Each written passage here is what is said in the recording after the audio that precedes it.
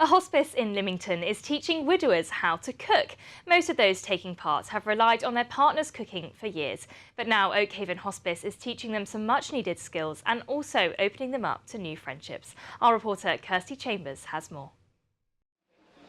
Many of the men you see here have lost their wives after a lifetime of marriage. Most of them have never cooked a full meal, but Oakhaven Hospice is trying to change that through a cooking class. Before I came, I could not boil an egg. I had no experience whatsoever. I come from a generation where I lived with my mother until I was married, and then the day I was married, I had another lovely lady to look after me. Sadly, I don't have that lady now, so I must learn, and I'm learning quite quickly. I certainly have learned here that you shouldn't fear having a go at cooking.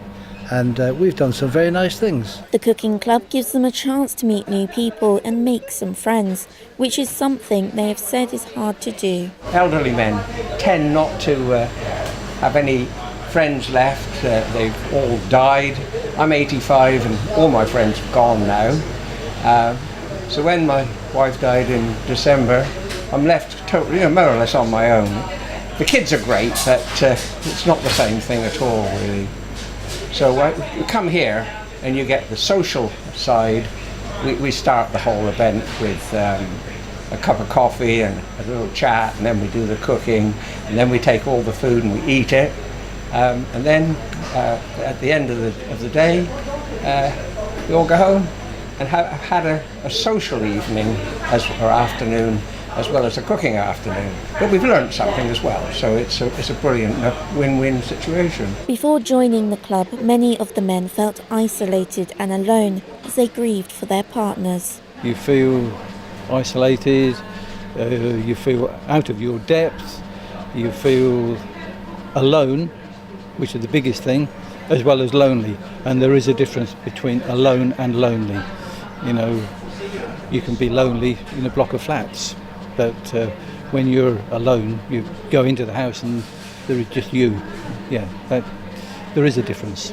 And it's now 5 months, and you're getting used to it.